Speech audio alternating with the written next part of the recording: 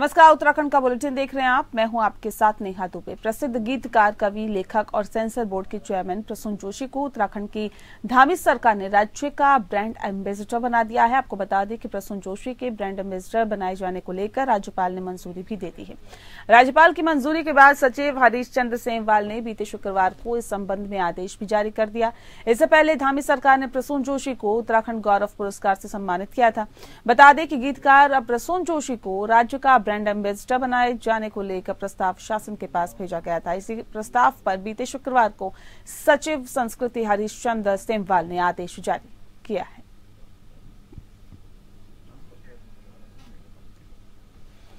सत्ता से दूर होने के बाद पूर्व विधायकों को जनता के कार्य कराने में काफी परेशानियों का सामना करना पड़ता है। इसी को देखते हुए उत्तराखंड में तमाम राजनीतिक पार्टियों के पूर्व विधायक लामबंद होते हुए नजर आ रहे हैं। पूर्व विधायकों ने एक संगठन बनाया, जहां पर आपको बता दें कि जिसमें तमाम राजनीतिक पार्टियों के पूर्व विधायक मौजूद रहेंगे। इस संगठन को कांग्रेस के प्रदेश अध्यक्ष करण मेहरा और पूर्व मुख्यमंत्री हरीश रावत ने स्वागत किया है। अच्छा है। कोई ऐसा फोरम बन रहा है तो अच्छी बात।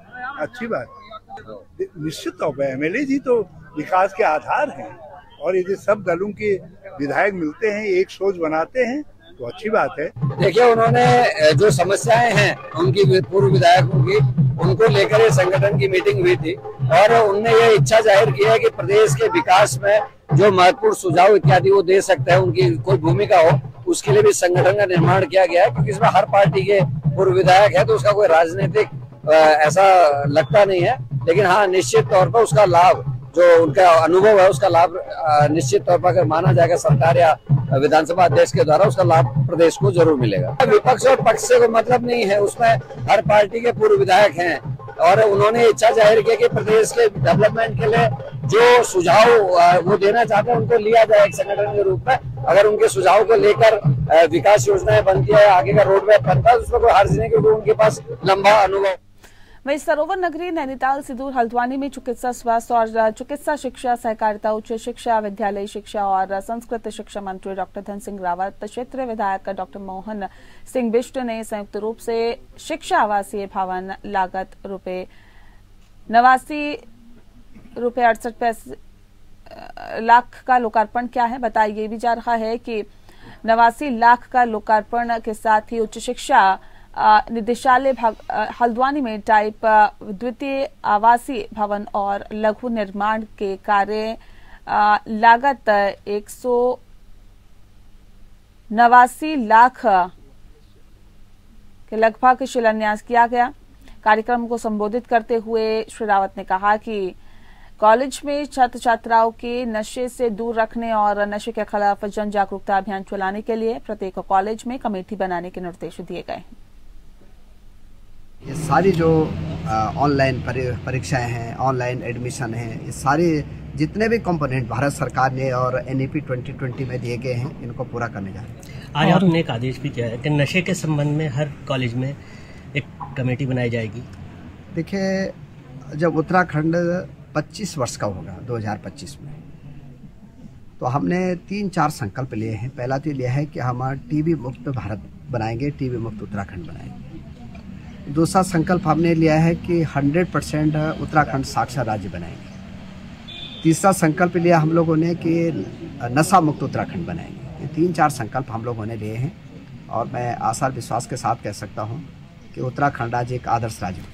हेमकुंड साहिब के कपाट बंद होने के बाद दूसरी बार गुरुद्वारा प्रबंधन की टीम एक बार फिर से हेमकुंड साहिब के निरीक्षण के लिए पहुंची थी। निरीक्षण के दौरान हेमकुंड साहिब में 2 फुट से अधिक बर्फ जमा हुई। यहां पर कड़ाके की ठंड होने के चलते हेमकुंड सरोवर पूरी तरह से जम चुका है और हेमकुंड साहिब गुरुद्वारा प्रबंधक का कपाट बंद होने के बाद का दूसरा दौरा है जब टीम हेमकुंड पहुंची।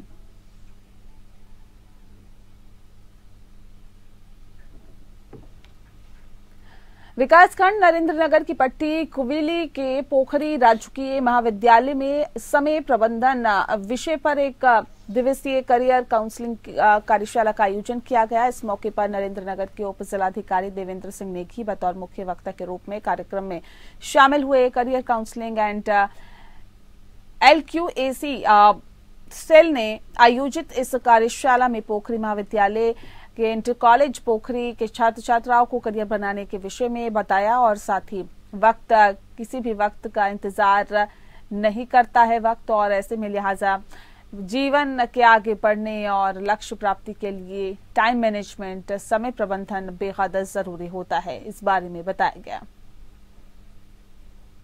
आज पोखरी डिग्री कॉलेज में जो कैरियर काउंसलिंग की जो एक बच्चों के बीच में एक बैठक थी, सभा थी, इसमें मेरे द्वारा बच्चों को विभिन्न जो आजकल कैरियर हैं उपलब्ध हैं उसके बारे में जानकारी दी गई, बच्चों की क्वेरीज का समाधान किया गया और बड़ा अच्छा ही सेशन रहा आज। हमारे नरेंद्र नगर के उप जिलाधिकारी श्री DS नेगी जी का आगमन हुआ। उन्होंने महत्वपूर्ण व्याख्यान दिया और हमारी छात्र छात्राओं का मार्गदर्शन किया कि यदि आपको जीवन में आगे बढ़ना है, अपने लक्ष्य को प्राप्त करना है, तो समय का प्रबंधन बहुत जरूरी है। इसका यही एक मूल मंत्र है कि हम समय का प्रबंधन करें, मेहनत करें और मेहनत करें। और सभी छात्र छात्राएं इससे बहुत उत्साहित हुए, लाभान्वित हुए, ऐसा उनके व्यवहार से भी ज्ञापित हो रहा था। और हम सब ने अपने उप जिलाधिकारी महोदय का आभार ज्ञापन किया कि उन्होंने हम सभी को महत्वपूर्ण जानकारी दी। हमारे कॉलेज में नरेंद्र नगर के SDM sir mister DS Negi sir आए थे। आज वो करियर काउंसलिंग की तरफ से आए थे। उन्होंने हमें टाइम मैनेजमेंट के बारे में बताया, बहुत सब ज्ञान दिया और अपने अनुभव हमसे साझा किए। हमें किस तरह से पढ़ाई करनी है, किस तरह से टाइम मैनेजमेंट करना है, इस बारे में सिखाया।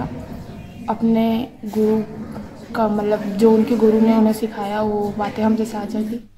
वहीं थाना लक्ष्मण झूला के अंतर्गत नदी में कूदने से हुई युवक केदार सिंह की मौत के मामले में SSP श्वेता चौबे ने कहा है कि 22 अगस्त को तपोवन चौकी क्षेत्र में घूम रहे एक संदिग्ध व्यक्ति को पूछताछ के लिए चौकी पर लाया गया, जहां उसके बैग में पैसा पाया गया। पूछताछ पर पता चला कि परमार्थ निकेतन के दान पात्र से ये राज धनराशि उसके चोरी की गई है। और ऐसे में कहा ये भी कि परमार्थ निकेतन थाना लक्ष्मण झूला के अंतर्गत आता है और जिसको लेकर उसको थाना लक्ष्मण झूला के बैरक में रखा गया था। बताया जाता है कि पूछताछ के दौरान युवक केदार सिंह वहां से भाग निकला और उसने नदी में छलांग लगा दी। SSP ने बताया कि मामले में विभागीय लापरवाही को देखते हुए संबंधित कर्मियों की विभागीय जांच कार्रवाई की गई, तो वहीं कोर्ट के आदेशों के क्रम में मुकदमा भी 3 नवंबर को पंजीकृत किया गया। ये दिनांक 22/8 की घटना है, जिसमें तपोवन चौकी क्षेत्र में केदार सिंह नामक एक युवक को चौकी के कुछ कर्मियों द्वारा संदिग्ध अवस्था में मिला और उसके पास जो बैग था उसमें जो धनराशि थी उसके संदर्भ में जब विस्तृत उनके द्वारा पूछताछ की गई तो ये पता चला कि ये धनराशि उसके द्वारा परमार्थ निकेतन में जो दान पात्र है उसे तोड़कर वहाँ चोरी की गई थी। चूंकि परमार्थ निकेतन लक्ष्मण झूला क्षेत्र में आता है, अतः उसे पूछताछ के लिए जो है थाना लक्ष्मण झूला लाया गया, वहाँ पे बैरक में रखा गया था। और चूंकि पूछताछ चल रही थी उसी समय जो है ये वहाँ से भाग गया और उसके बाद उसने वहाँ घाट से जाके छलांग लगा दी। चूंकि इसमें विभागीय लापरवाही भी सामने आई थी, अतः इसमें विभागीय जांच भी करवाई गई जो संबंधित कर्मी थे उनके खिलाफ, और माननीय न्यायालय के आदेश के क्रम में इसमें मुकदमा भी 3 नवंबर को 342, 365 IPC के तहत पंजीकृत किया गया और इसकी विवेचना जो है वो जनपद देहरादून में क्षेत्राधिकारी स्तर के अधिकारी द्वारा की जा रही है। वहीं गदापुर के मुख्य मार्ग पर गड्ढे भरने के दौरान मामूली कहासुनी के दौरान 2 पक्षों में विवाद हो गया। विवाद इतना ज्यादा बढ़ गया कि दूसरे समुदाय के लोगों ने भाजपा विधायक के प्रतिनिधि और भाजपा नेता पर डंडे और लाठियों से हमला कर उन्हें घायल कर दिया। घटना के साथ ही गुस्साए भाजपाइयों ने सैकड़ों की संख्या में थाने के बाहर मुख्य मार्ग पर धरना प्रदर्शन किया और वो बैठ गए। SSP के आश्वासन के बाद भाजपाई धरने से उठे। दरअसल मामला भाजपा नेता सचिन बत्रा मुख्य बाजार में सड़क पर गड्ढों को भरवा रहे थे। इसी दौरान कोई निवासी दूसरे समुदाय के 2 युवक तेजी से बाइक लेकर निकले। बाइक सचिन बत्रा से लगते लगते उन्हें बच गई। हालांकि सचिन ने उनको डांट लगा दी और गाड़ी देखकर चलाने की नसीहत दी। इस पर बाइक सवार युवकों की सचिन से बहस हो गई। भाजपा नेता और पूर्व व्यापार मंडल महामंत्री मनीष कुटेला भी मौके पर मौजूद थे और बीच बचाव करने लगे। इस बीच विधायक प्रतिनिधि राजेश गुंबर लड़ाई झगड़े को शांत कराने की कोशिश करते रहे, पर 2 युवकों ने उन्हीं पर वार करते हुए उन्हें घायल कर दिया।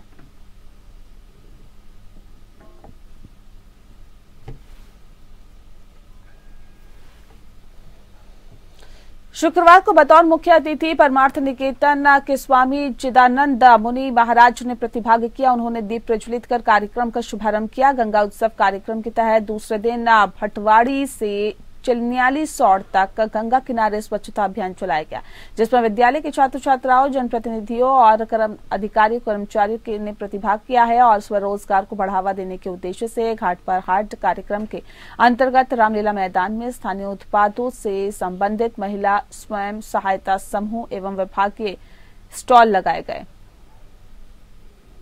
स्वच्छ गंगा मिशन जल शक्ति मंत्रालय द्वारा आज 3 दिवसीय गंगा महोत्सव मनाया जा रहा है और इसके पीछे उद्देश्य है कि हमारी संस्कृति, हमारी गंगा का जो उद्गम स्थल है वो कैसे स्वच्छ रहे, कैसे हम उसको साफ बनाएं, यहाँ का जो पर्यावरण है वो कैसे सुरक्षित रहे, इसी ओर हम सबको भी, क्योंकि देखो ये सबकी भावना होनी चाहिए कि हम सब जागरूक हों। जब हम करते हैं इस तरह से गंगा उत्सव महोत्सव, ये मेले मेल बढ़ाते हैं, लोगों को जोड़ते हैं, लोगों को एक संदेश देते हैं। और गंगा उत्सव का तो यही संदेश होना चाहिए कि अपनी संस्कृति बचे, अपनी प्रकृति बचे। संस्कृति और प्रकृति दोनों साथ साथ चलें। और खासकर उत्तरकाशी की धरती में जब हम कोई भी कार्यक्रम करें तो आप उस समय पहला ध्यान रखें कि हमारी संस्कृति पर ध्यान देना बहुत अनिवार्य है। उत्तराखंड दिव्यता और भव्यता का संगम है। यहाँ से गंगा जी और यमुना जी, ये तो ऐसी धरती है जिसने सचमुच पूरे देश को गंगा यमुना दी है। और लोग कहते हैं कि हम उस देश के वासी हैं जिस देश में गंगा यमुना बहती है, लेकिन हम तो उस प्रदेश के वासी हैं जिस प्रदेश से गंगा और यमुना बहती है। वहीं आईआईटी रुड़की में 175वां स्थापना दिवस भव्य आयोजन इसका किया गया, जिसमें मुख्य अतिथि के तौर पर लोकसभा स्पीकर ओम बिरला ने शिरकत की। साथ ही विशिष्ट अतिथि के तौर पर भारत सरकार में डाक विभाग के सचिव विनीत पांडे मौजूद रहे। बता दें कि भारतीय प्रौद्योगिकी संस्थान रुड़की का 175वां स्थापना दिवस समारोह शुक्रवार को मनाया गया। आईआईटी रुड़की द्वारा 175 वर्ष का इतिहास रचने पर संस्थान को बधाई देते हुए लोकसभा अध्यक्ष ओम बिरला ने कहा कि आईआईटी रुड़की अनुसंधान में सबसे आगे है और देश और क्षेत्र के विकास में योगदान देता रहा है। उन्होंने कहा कि उन्हें विश्वास है कि आईआईटी रुड़की सदैव राष्ट्र सेवा में समर्पित रहेगा और भारत के लिए विश्व गुरु की योग्यता और पहचान सुनिश्चित करेगा। पर्पज ये है कि हम बाहर की टेक्नोलॉजी ना लें, अपनी टेक्नोलॉजी डेवलप करें और हमारी टेक्नोलॉजी इतनी अच्छी हो कि उसको बाहर के लोग भी आके लें। ये चीज है। इसी तरह से हम लोग अब जैसे है कि एजुकेशन सिस्टम को उसी तरह से हम चेंज कर रहे हैं, जैसे आप न्यू एजुकेशन पॉलिसी कह रहे हैं, तो उसमें एजुकेशन में ये चीज आएगी कि बच्चों को हम जो है प्रैक्टिकल नॉलेज के बारे में ज्यादा ध्यान दिलाएं। ज्यादातर किताबी नॉलेज से ज्यादा कि कोर्स करिकुलम इस तरह से डिवाइड होगा कि आप प्रैक्टिकल नॉलेज ज्यादा करेंगे। स्टूडेंट इंडस्ट्री में ज्यादा टाइम बिताएंगे, हमारे फैकल्टी इंडस्ट्री जाएंगे, उनकी प्रॉब्लम्स लेके आएंगे, उस प्रॉब्लम को यहाँ सॉल्व करेंगे। तो ये क्या होता है कि इंडस्ट्री एकेडमिक पार्टनरशिप बन जाती है। तो उससे जो इंडस्ट्री जो जिनके लिए हम उनका किस तरह से हम जो बेटरमेंट कर सकते हैं, जो उनके टेक्नोलॉजी है उसको इम्प्रूव कर सकते हैं, and they will build the trust in us and that is where the purpose. IIT Roorkee ने यहाँ पर नए नवाचार किए, प्रौद्योगिकी में, इंफ्रास्ट्रक्चर के अंदर, विज्ञान के अंदर, नई टेक्नोलॉजी के अंदर, जिसके कारण भारत के आधारभूत ढांचे और भारत के नवनिर्माण के साथ विज्ञान के सेक्टर के अंदर इस संस्था का बहुत बड़ा योगदान है। और इस संस्था के जो पुराने विद्यार्थी हैं वह भी आज भी यहाँ पर इस संस्थान से जुड़े हुए हैं। उनके अनुभव, उन्होंने अपने अपने सेक्टर में जो काम किए हैं, उनके अनुभव विचारों को साझा करके नए विद्यार्थियों में नई ऊर्जा का संचार हो, पुराने विद्यार्थियों से प्रेरणा मिले। मद महेश्वर यात्रा पड़ावों पर 6 महीने प्रवास करने वाले ग्रामीणों ने गोंडार गांव की ओर रुख कर दिया है, जिससे कि गोंडार गांव में रौनक लौटने लगी है। बता दें कि गोंडार गांव विकासखंड ओखीमठ की सीमांत ग्राम पंचायत और द्वितीय केदार मद महेश्वर यात्रा का आधार शिविर के नाम से विख्यात है। भगवान मद महेश्वर के कपाट खुलने के बाद गोंडार के ग्रामीण बनातोली, खटारा, नौना और मेखंबा कोनचट्टी यात्रा पड़ावों की ओर पशुपालन व्यवसाय को बढ़ावा देने के लिए रुख करते हैं और ऐसे में मधमहेश्वर धाम के कपाट बंद होने के बाद ग्रामीणों ने गोंडार गांव की ओर रुख करने से गोंडार गांव में रौनक लौटने लगी है।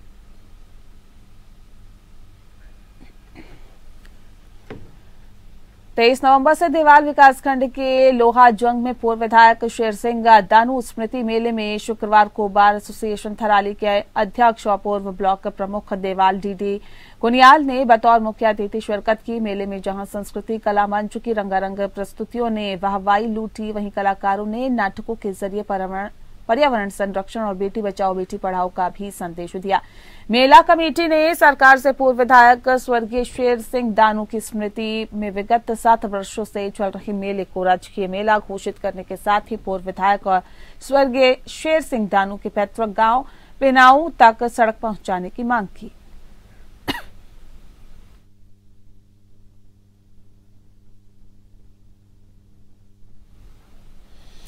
वहीं खटीमा में उप जिलाधिकारी रविंद्र बिष्ट ने खटीमा नगर के बीचों बीच स्थित पुराने तहसील परिसर में एक होटल स्वामी के किए गए अतिक्रमण को जेसीबी के माध्यम से ध्वस्त कराया। एसडीएम बिष्ट ने शुक्रवार को राजस्व और नगर पालिका टीम के साथ खटीमा की पुरानी तहसील परिसर में पहुंचकर तहसील की सरकारी भूमि पर एक निजी होटल स्वामी के किए गए अतिक्रमण को ध्वस्त किया। यहाँ पर हमारे पुरानी तहसील में निरीक्षण किया गया। यहाँ पर पुरानी तहसील में हमारे राजस्व निरीक्षक राजस्व निरीक्षक की चौकियाँ बन गई है, जिसके लिए बजट भी निकल गया है और हमने जो यहाँ पर पुरानी इमारत खरीदी उसको भी ध्वस्त करके मलबा साफ करवा दिया है। लेकिन किसी महारानी होटल द्वारा यहाँ पर अतिक्रमण किया गया, नीचे पे भी कुछ झाले वाले बना दिए गए हैं, उसको आज हम अतिक्रमण को हटा रहे हैं और इसमें जल्दी से कार्रवाई शुरू की जाए। टिहरी जनपद की पुलिस इन दिनों अवैध नशे के कारोबारियों को दबोच रही है। आपको बता दें कि पुलिस द्वारा एक के बाद एक गिरफ्तारी की जा रही है। टिहरी जनपद के वरिष्ठ पुलिस अधीक्षक नवनीत सिंह भुल्लर के दिशा निर्देशों पर पुलिस को नशे के कारोबारी को पकड़ने में एक और कामयाबी हासिल हुई है। कामयाबी चंबा थाना की पुलिस और एसओजी की टीम ने बादशाही थौल से एक अभियुक्त गणेश चमोली को 5.57 ग्राम स्मैक के साथ गिरफ्तार किया है। पुलिस ने अभियुक्त के खिलाफ एनडीपीएस एक्ट के तहत मुकदमा दर्ज कर न्यायालय में पेश कर जेल भेज दिया है। एसएसपी नवनीत सिंह भुल्लर ने एसएसपी दफ्तर में बताया है कि अभियुक्त से पकड़ी गई स्मैक की कीमत करीब 1,20,000 रुपए आंकी गई है। चंबा थाना क्षेत्र में बादशाही थौल है, उसके निकट एक छोटा होटल चाय पानी की दुकान, वहाँ पे ये चलाता था अभियुक्त और एक मुखबिर द्वारा ये सूचना दी गई कि ये काफ़ी टाइम से युवाओं को स्मैक बेचने का काम कर रहा है टिहरी और चंबा क्षेत्र में और ये मेन कड़ी था हमारे यहाँ की। और पिछले कुछ समय से ये पुलिस के रडार पे था। चूँकि इसके पास से रिकवरी नहीं हो पा रही थी तो कंटिन्यू इसके पीछे हमारी 2 टीमें लगी हुई थी और आज इसको पुलिस ने पकड़ा है और इसकी कस्टडी से 5.57 ग्राम स्मैक जो है वो रिकवर हुई है। एनडीपीएस का केस चंबा थाने में इसके खिलाफ लिखा गया है और इसको हम जुडिशियल कस्टडी में भेज रहे हैं, रिमांड के लिए कोर्ट में पेश किया जाएगा।